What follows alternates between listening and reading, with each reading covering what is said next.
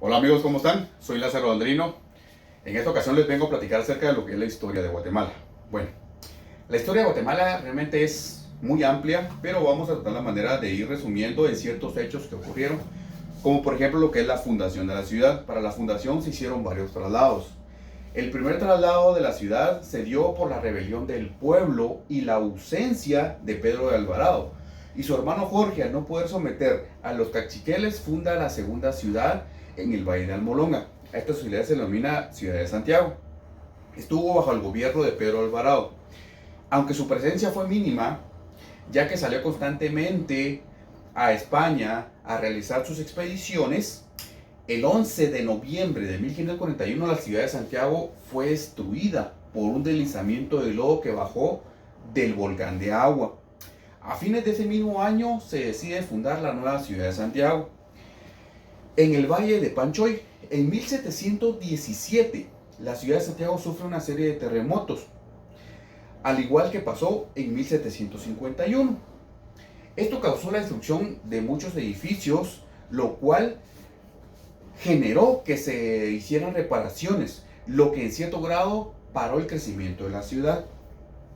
Siguieron otros desastres como el que sucedió el 29 de julio de 1773 con los llamados terremotos de Santa Marta, con lo cual finalmente se decidió el traslado al Valle de la Ermita. El 23 de mayo de 1776 se nombró como Nueva Guatemala de la Asunción. El traslado de la capital fue aprovechado para disminuir el poder del ayuntamiento.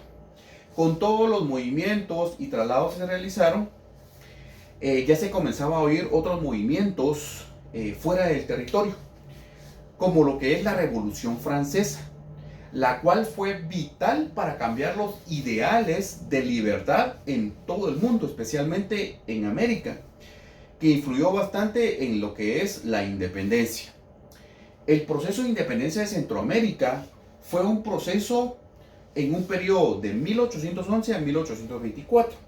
La independencia de los países centroamericanos fue resultado de muchos factores, tanto internos como internacionales. En Guatemala se iniciaron los movimientos y la rebelión de Atanasio Tzul ayudó a establecer un clima de inconformismo y desafío ante el gobierno colonial, y así se inició el proceso de independencia de los países. Bueno, después de muchas reuniones que se realizaron en Guatemala, al final se corre la noticia por toda la capitanía de Guatemala que se había firmado la independencia, con lo cual se coloca una placa de oro que decía Plaza de Guatemala Independiente. Esto sucedió el 15 de septiembre de 1821, año de tu primer libertad que tenía.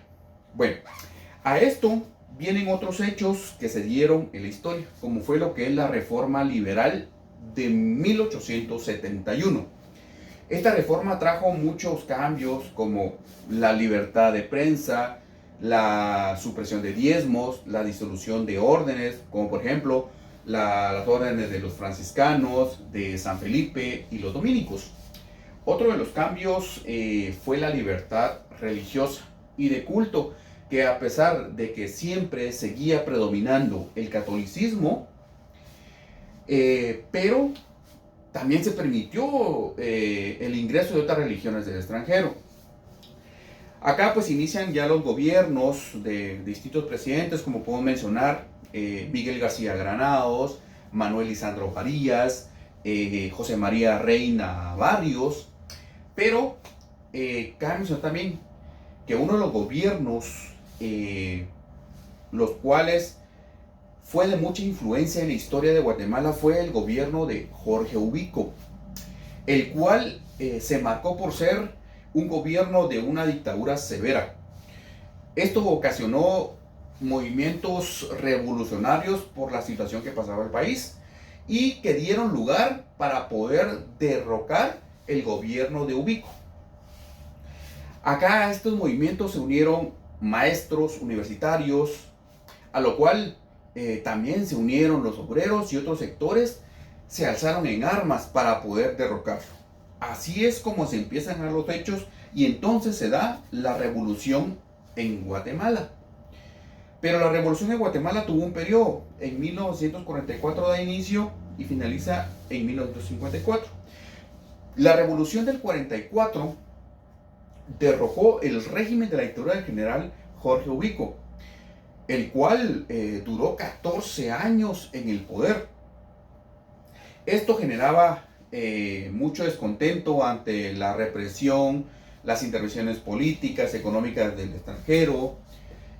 También causó varios descontentos en general y finalmente se da la revolución del 44.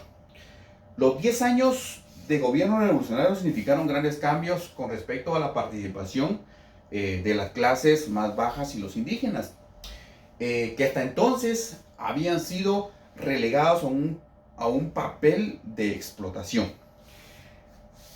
Ondado a esto se da lo que es la contrarrevolución de 1954, apoyada por las políticas anticomunistas de los Estados Unidos. Inició una época de gobiernos militares y el inicio del conflicto interno, el cual duraría más de 35 años.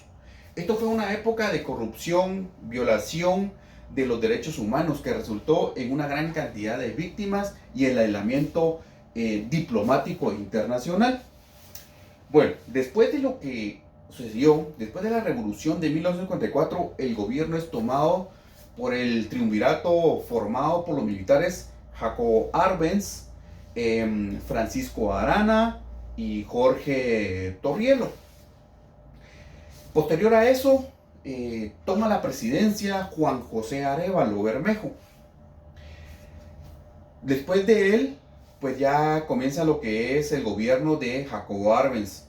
Y un dato que llama la atención del gobierno de Jacobo Arbenz fue la acción que más se conoció, que fue el decreto 900, que contenía la ley de la reforma agraria. Esto realmente generó mucho descontento en muchos, por lo cual se genera la contrarrevolución. Con la reforma agraria, pues los conservadores con apoyo de Estados Unidos y los comunistas, en el año de 1952, los militares Carlos Castillo Armas y Miguel Idígoras Fuentes hacen un acuerdo para dirigir un movimiento contra el gobierno. Acá entonces se da el inicio de lo que es el conflicto armado interno. El conflicto armado interno se vivió en la década de los años 60, 70 y 80. Guatemala vivió una guerra civil. Esta guerra, sin lugar a dudas, ha sido el acontecimiento histórico más importante en la segunda mitad del siglo XX. Para Guatemala, una época que dio inicio a partir de 1986, porque en esta época se marcó por fin el final de los gobiernos militares y por el proceso que también fue que se culminó el proceso de la firma de paz. A finales de la década de los años 80 se creó la población creó o quiso creer que con el cambio de gobiernos militares a civiles significaría el final de la corrupción. Pero no fue así, porque a pesar de que ya el conflicto armado había terminado, aún existían problemas sociales, económicos, que hasta ahora siguen afectando a la mayoría de los guatemaltecos. A esto, cuando se dio el final de los gobiernos militares, ya se da lo que es los 6 gobiernos civiles que se dan en esa época. El primer gobierno civil o el primer civil que fue electo como presidente fue Marco Vinicio Cerezo. En su gobierno pues ya se da o se sigue el proceso de lo que es buscar la firma de la paz. Luego en el gobierno de Jorge Serrano Elías pues se pausó el proceso por muchos hechos que ocurrieron en su gobierno, principalmente que fue el autogolpe de estado, con lo cual deja la presidencia y la toma Ramiro de León Carpio. Posterior a él pues toma la presidencia Álvaro Arzú, el cual su gobierno es marcado como uno de los hechos más importantes, que fue la firma de la paz, que se dio el 29 de diciembre de 1996. Luego de su periodo, pues ya toma el periodo lo que es Alfonso Portillo, luego Oscar Berger, que cada uno ha sido protagonista en sus gobiernos de distintos cambios, distintas reformas que se han realizado. Así es como se ha venido dando la historia de Guatemala y cómo ha ido cambiando de etapa, cómo ha ido cambiando de una época militar a una época civil.